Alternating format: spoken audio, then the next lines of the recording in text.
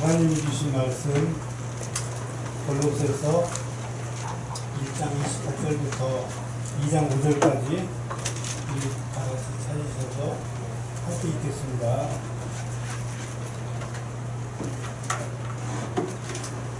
1장 28절입니다.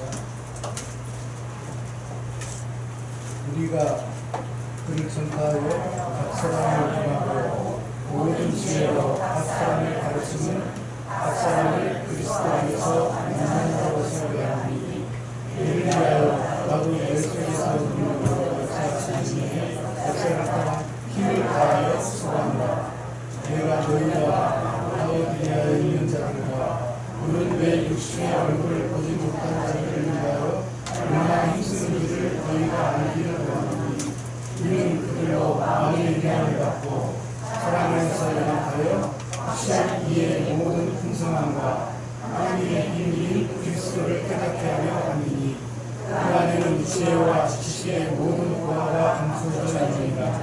내가 이것을 말하면 아무도 교묘한 말로 너희를 속이지 못하게 하려 함이니 이는 내가 육신으로는 험한 있으나 심령으로는 너희와 함께 있어 너희가 질서 있게 행함과 그리스도를 믿는 너희 믿음이 확증하는 것을 기쁘게 봅니다. 아멘.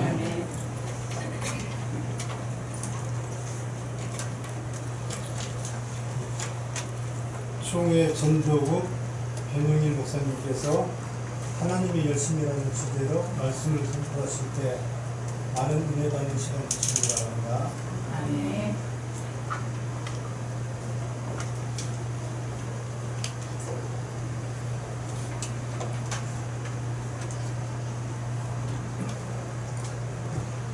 반갑습니다. 목동 조신교회랑 있고 우리 안정은 목사님과의 저희 인연은 매우 깊습니다. 제가 지금은 전도국이 아니라 전도법인국으로 바뀌었는데 전도법인국에서 예전에 이제 그 SWC에서 스몰 워드 처치 해가지고 작지만 가치 있고 영광스러운 교회들의 모임. 교회들을 모임했다 보니까 작지만 하니까 기분 나쁘다고 해가지고 작지만을 뺐습니다. 그래서 가치 있고 영광스러운 교회들의 모임을 만들기 시작했는데 그때 어떠한 예산도 없었습니다. 아무런 예산도 없었고 또한 총회적으로 어떠한 지원도 하나도 없었습니다. 근데 우리 안정원 목사님께서 취지가 너무 좋다. 우리 작은 교회들이 모여서 서로 협력하고 하나가 되어주면 정말 무엇인가 해낼 수 있을 것이다 라고 하면서 취지가 너무 좋아서 시작하자 해가지고 시작하게 되었습니다.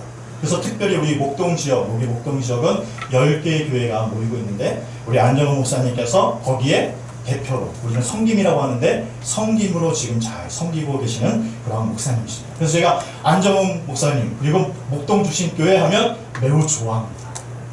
여러분도 좋습니까? 네.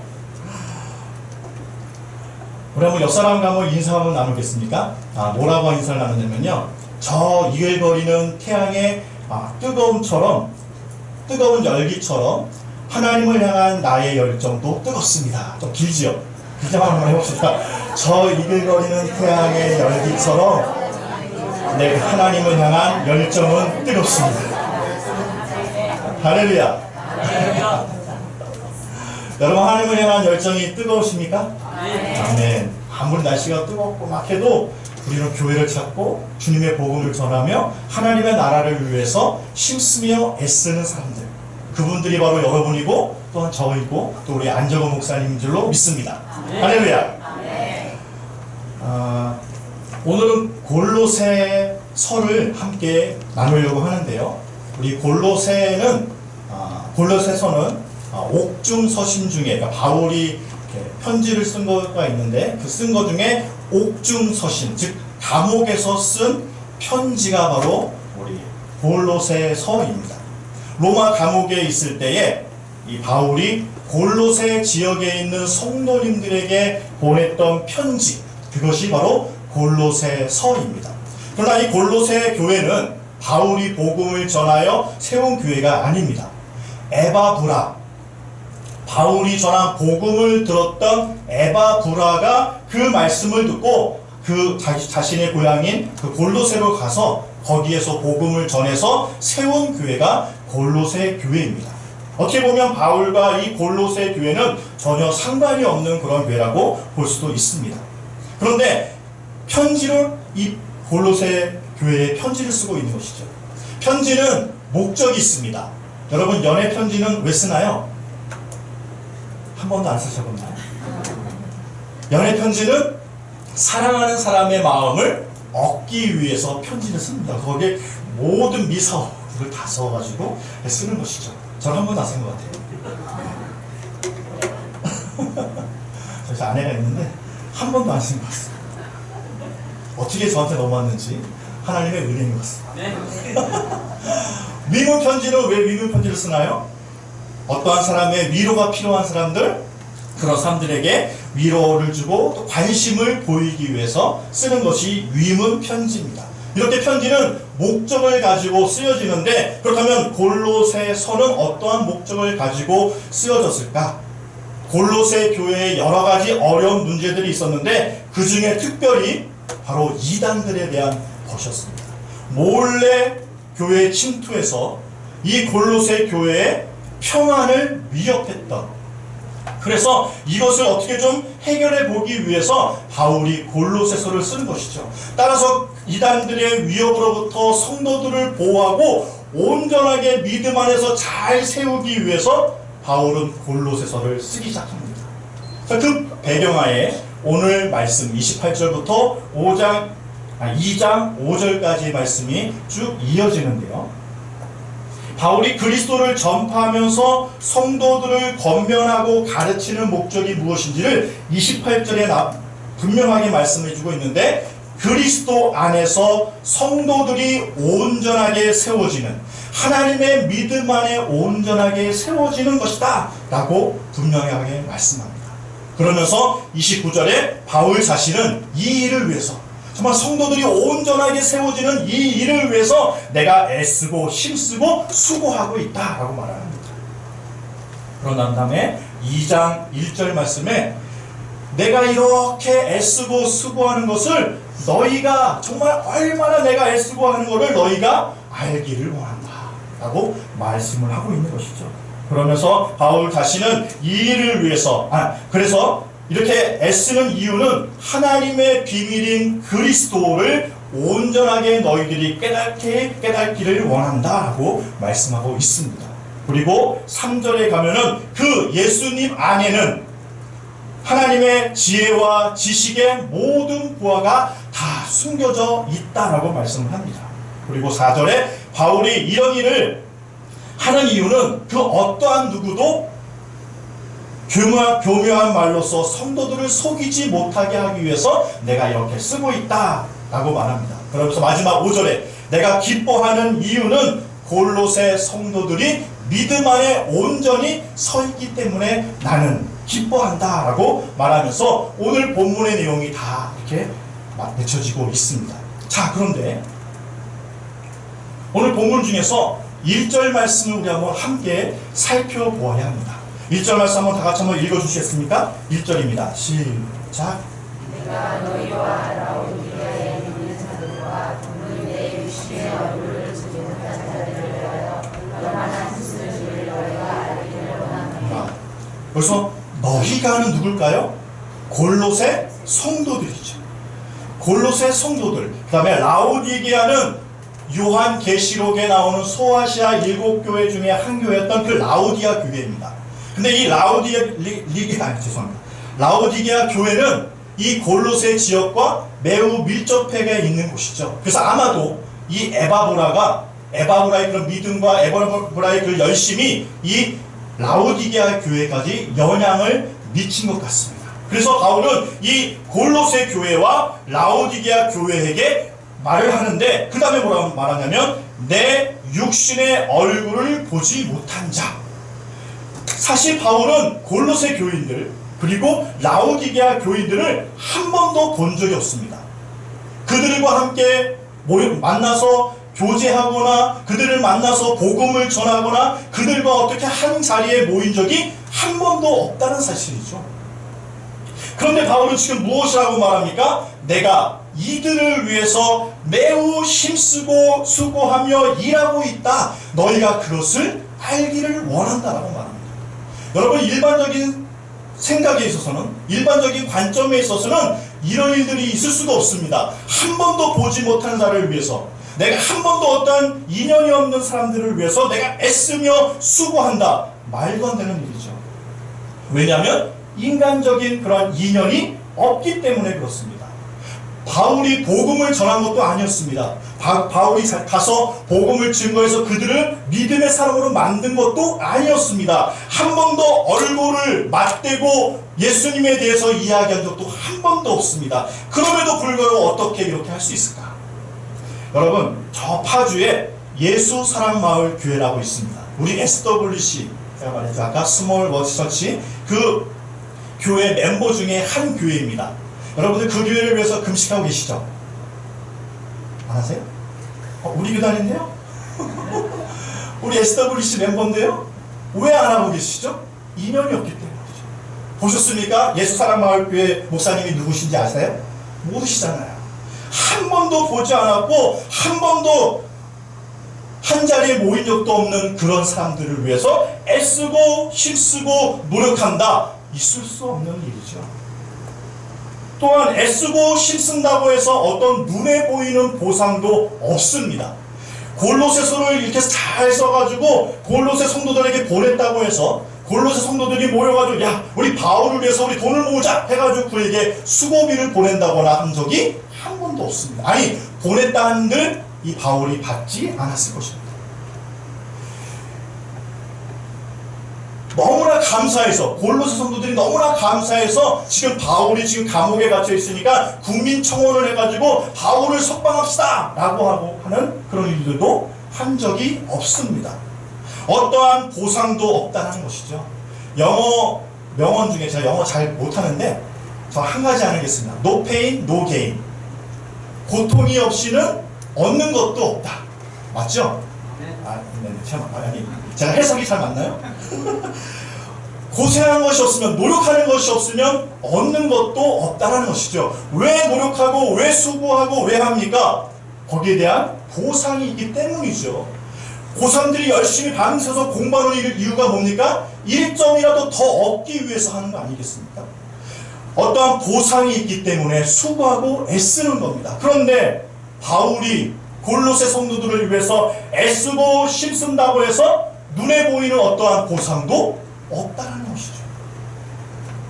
게다가 바울은 지금 어디에 있습니까? 편안한 집에 있는 게 아니라 어디요? 맞아요. 감옥에 있습니다. 감옥. 네코가 석자다. 네코가 석자요. 나를 돌봐야죠. 내 자신, 지금의 상황을 잘해가지고 어떻게 이거를 잘 돌파해서 더욱더 복음의 일들을 위해서 더 준비하는 그런 일을 해야 될 터인데 지금 뭐합니까? 골로새 성도들, 라오디게 성도들을 위해서 애쓰고 힘쓴다. 너희들이 그것을 알기를 원한다라고 말합니다.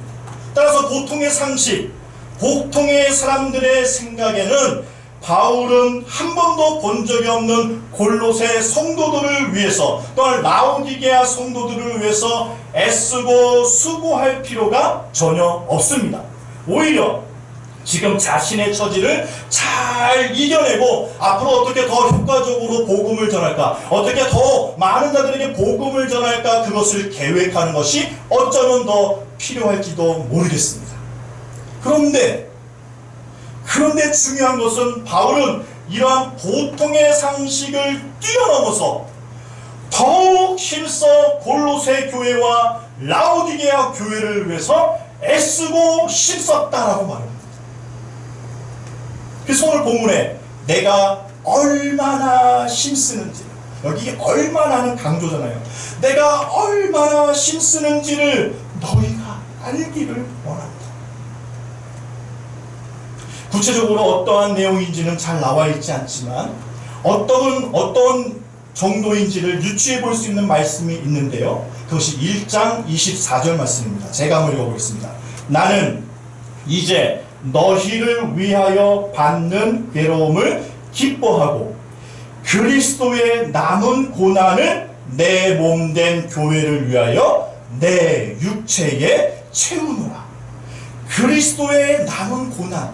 여러분, 예수님께서 우리를 위해서 당하신 고난이 쉬웠을까요? 하나님의 아들이기 때문에 받았던 그 고난이 쉽고 정말로 그냥 누워서 떡 먹기일까요? 아니라는 것이죠. 예수님은 한 번도 하나님과 분리된 적이 없는 그런 분이십니다.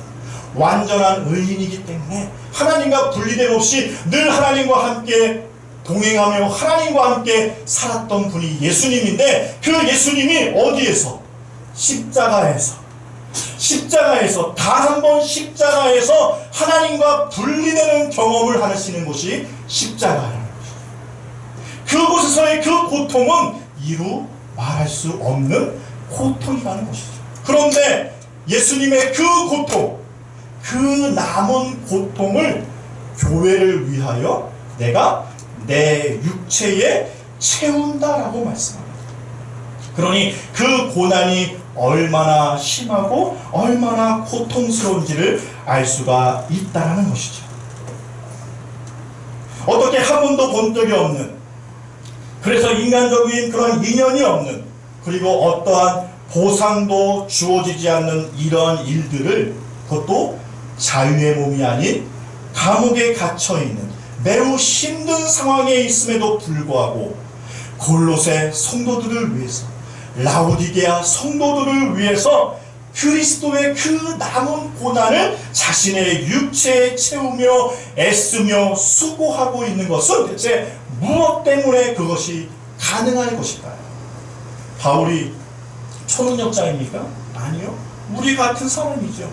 바울이 은혜를 많이 받았기 때문에 그렇습니까? 아니요. 우리와 동일한 사람입니다. 그렇다면 바울이 왜 아무런 상관이 없는 골로새 교인들, 아무런 상관이 없는 라오디게아 교인들 한 번도 본 적이 없는데 그들을 위해서 예수님의 남은 고난을 자신의 육체에 채우고 있는 것일까?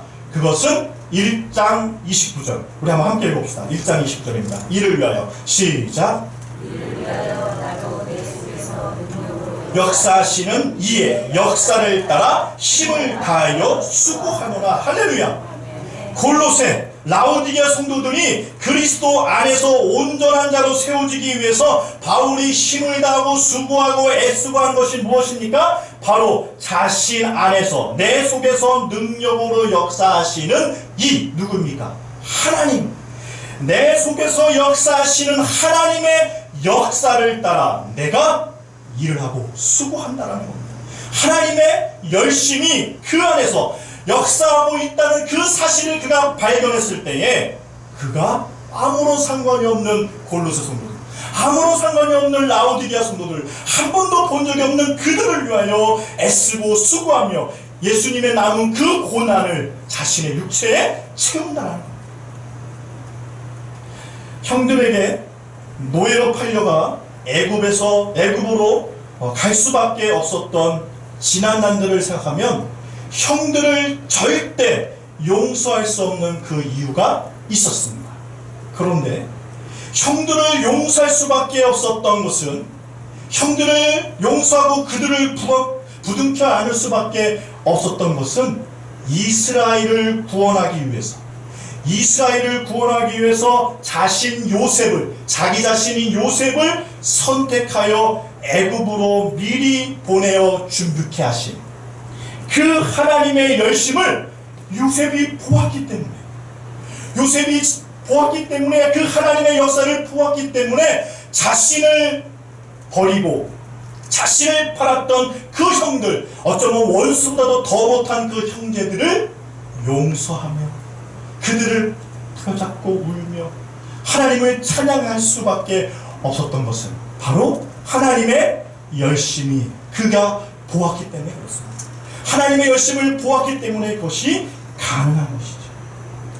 예수님은 창세전부터 인간들을 창조하시고 그들이 범죄할 죄에 대해서 구속하기 위해서 자신과 미리 언약하셨고, 또한 인간들의 역사 가운데 칠이 일하심으로 인간의 구원을 준비하신 그 하나님의 열심을 보았기 때문에 예수님은 인간과 전혀 상관이 없는데 인간들을 위하여 어린 양이 되시어 그 십자가에 달려 죽으시는 그 일들을 감당하신 것입니다.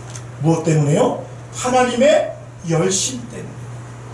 바울도 마찬가지입니다. 바울 안에 역사하시는 하나님의 그 열심, 예수님을 믿는 자들을 찾아내서 끝까지 색출해가지고 돌로 쳐 죽이는데 앞장섰던 그 바울, 그런데 그를 찾아와 주시고 만나 주시고 그에게 복음을 전할 수 있도록 인도하시고 그가 복음을 전하게 하시고 이제는 이방인의 사도요 그리스도의 사도로 그를 세우신 하나님의 역사, 하나님의 일하심을 그가 보았기 때문에 자신이 상관없는 자들, 골로새 성도이든지 라오디게 성도이든지 전혀 상관없이 하나님의 사람들이라면 무엇이든지 애쓰며 수고할 수밖에 없었다라는 사실입니다.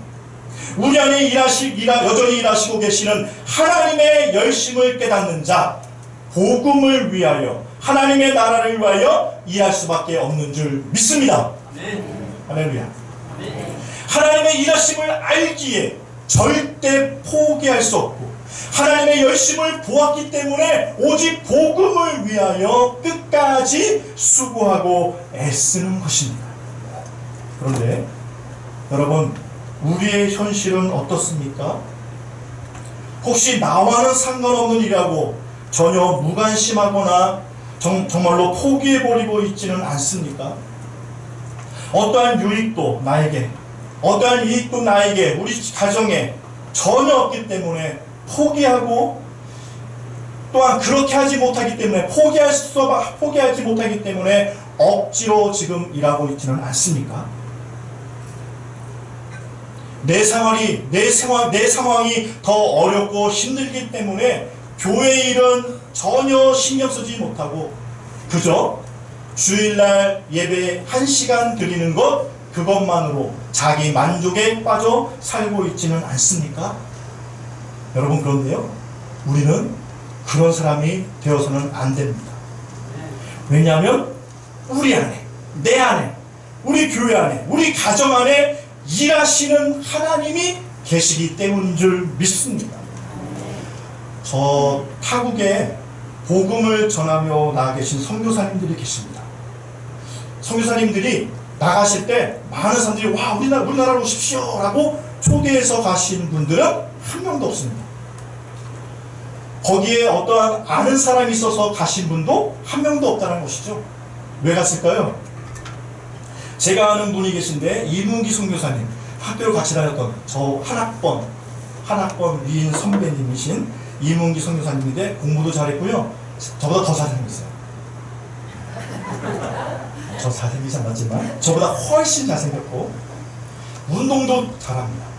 그리고 모든 것을 다 잘하는 그런 분이신데 갑자기 결혼하시더니 태국 간다고 하시더라고요. 그래서 아니, 왜 저분이 태국을? 그랬는데 태국을 가셨습니다. 그래서 이렇게 하다가 사진을 봤는데 머리가 새하얘요. 또 한 번 이렇게 오셨는데 만났는데 허리병 때문에 거기 무슨 강직성 척추염? 어떤 병인지 잘 모르겠지만 이 허리가 안 좋아서 걷는 것도 좀 불편합니다. 운동도 다 잘했고 잘생겼고 저보다 훨씬 잘생겼고 한 살 차이인데 너무나 잘생겼고 그랬는데 지금 보니까 너무나 늙으신 것 같아요. 머리가 하얘요. 저 머리가 좀 없지만 그분은 머리가 하얗고 그리고 허리가 안 좋으셔가지고 걷는 것도 좀 그렇습니다. 그런데 왔다가 치료하고 또 태국 가고 왔다가 치료하고 또 태국 갑니다. 왜 그랬을까요? 그분이 왜 그렇게 했을까요? 왜 그렇게, 태국에 누가 있는 것도 아니고 태국에 누가 오라고 한 것도 아닌데 태국에 가서 복음을 전하며 태국 가서 하나님 나라를 선포하며 태국 가서 예수 그리스도를 전하는 이유가 무엇입니까? 그 안에 역사하시는 하나님의 열심 때문인 줄 믿습니다. 송명희 시인이 있습니다. 태어날 때부터 뇌성마비로 장애를 얻어가지고 우리가 보기에 정말 인간적으로 보기에는 감사할 조건, 하나도 없는 그런 분이신데 그가 말하기를 공평하신 하나님이라고 말합니다. 자신이 잘 볼 때 다른 사람과 비교할 때에 많은 것을 가지고 있는 것 같은데 자기 안에 역사하신 하나님을 보니까 저 사람들이 가지고 있지 않은 그것을 내가 갖고 있는 것을 그가 보았고 그래서 그가 고백하기를 공평하신 하나님이라고 고백할 수밖에 없다는 것이죠. 인간적인 관점으로 인간적인 눈으로 볼 때는 전혀 그럴 것 같지 않은데 그가 볼 때 믿음의 눈으로 볼 때는 자신 속에 역사하시는 하나님 자신 속에 역사하시는 그 하나님의 열심 그것을 보니까 공평하신 하나님을 찬양할 수밖에 없는 줄 믿습니다. 제가 이렇게 지금은 집에서 4명, 딱 4명이 예배를 드리고 있지만 예전에는 이렇게 큰 교회, 부교육처럼 있을 때 교회를 이렇게 살펴보면 토요일날 되면 이렇게 청소를 하잖아요. 그죠? 청소를 하는데 늘 나와서 청소하시는 분이 계셔요. 본인의 그 구역 담당도 아니고 그런데 늘 와서 청소하시고 가십니다. 그래서 내가 물어봤어요. 아니 왜 오십니까?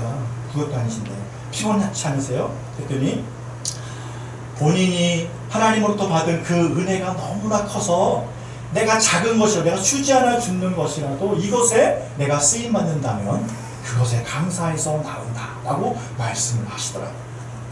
그래서 내가 목사였지만 제가 한 대 맞은 것 같았어요.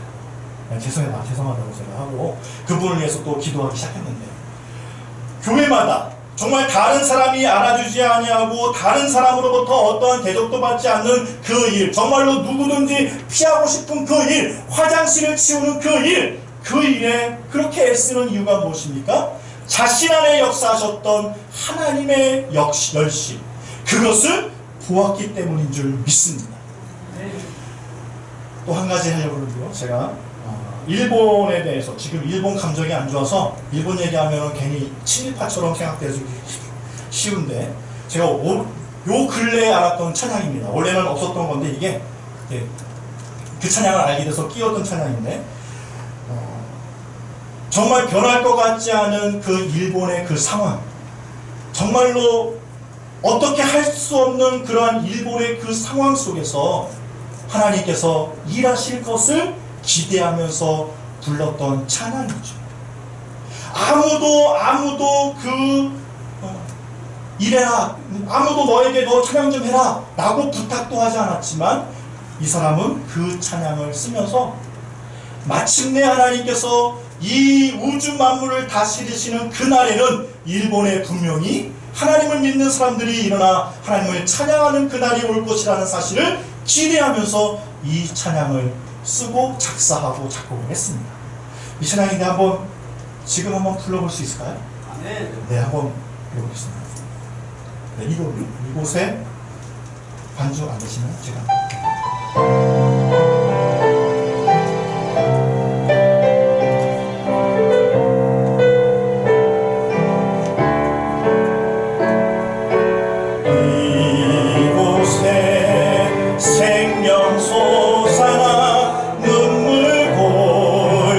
지나갈 때에 너잖아 열매 맺히고 웃음소리 넘쳐나리라. 한번 봅시다. 이곳에 생명 샘나 눈물 골짝 지나갈 때에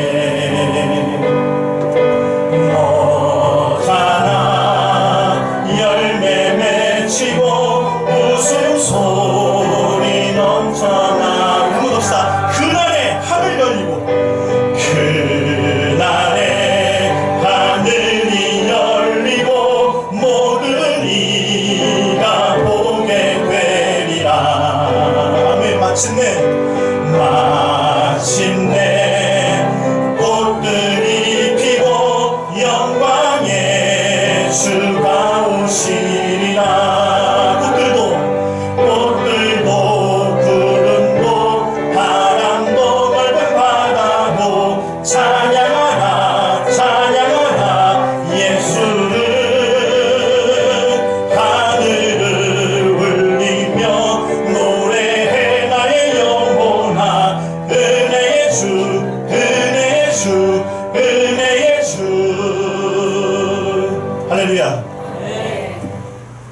전혀 변할 것 같지 않은 그런 상황임에도 불구하고, 전혀 어떠한 유익도 없는 그러한 일임에도 불구하고 우리가 기대하며 애쓰며 수고할 수 있는 이유는 우리 속에 역사하시는 하나님의 열심이 있기 때문인 줄 믿습니다. 비록 나에게는 어떠한 유익도 없고, 비록 나에게는 어떠한 보상도 주어지지 않는다 할지라도 애쓰고 힘쓰며 수고할 수 있는 것, 그것은 바로 하나님의 열심이 내 안에 역사하기 때문이죠. 바라기는 이 자리에 있는 우리 모두가 바울처럼 또한 예수님처럼 그 하나님의 열심 때문에 어떠한 보상도 유익도 없을지라도 나에게 주어진 일들에 대해서 최선을 다하며 하나님의 나라와 하나님의 영광을 위해 살아갈 수 있는 여러분과 저가 되기를 간절히 소망합니다. 그래서 이 땅에, 이곳에 하나님 믿는 자들이 함께 찬양하는 그날이 올 것을 기대하면서 나아가는 우리 목동 주신교회 모든 성도들 되기를 간절히 소망합니다. 기도하겠습니다.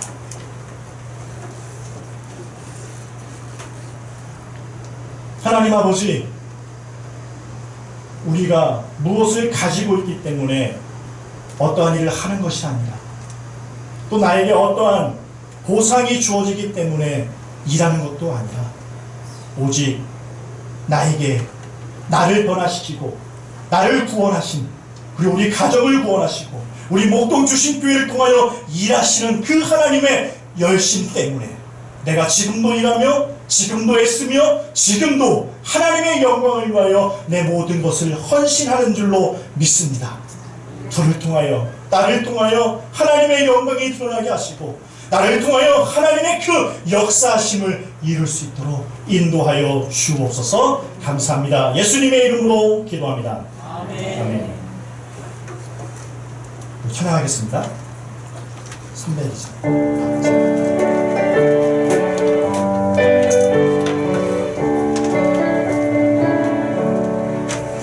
내 주 하나님 넓고 그늘에 큰 바다보다 깊다. 고독한 그 깊은 데로 저 한가운데 가보라. 언덕을 떠나서 창가에 배 띄워 내 주 예수 은혜의 바다로 내 맘껏 져가라. 왜 너 인생을 언제나 거기서 저 큰 바다 물결 보고 그 밑모르는 깊은 바다 속을 한번 헤아려 한보나. 언덕을 떠나서 장판에 배 띄워 내 주 예수 은혜의 바다로 내 맘껏 져가라.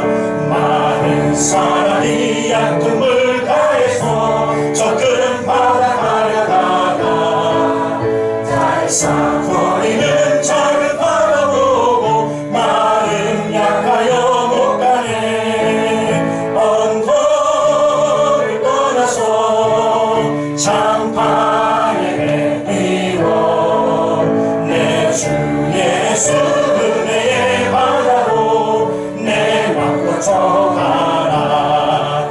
자 곧 가거라. 이제 곧 가거라. 저 그늘의 바다 향해 자동 내 놈을 저 깊은 데로 가라. 망망한 바다로 언덕을 떠나서 장판에 배 띄워 내 주 예수 은혜의 바다로 내 맘껏 져가라. 할렐루야. 기도하겠습니다.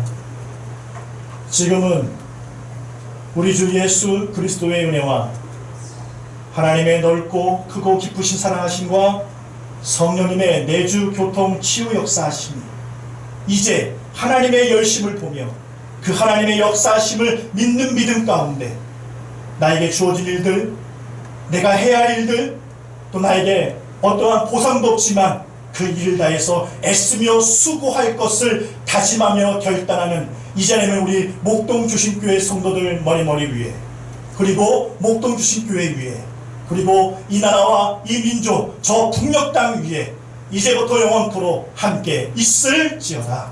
아멘.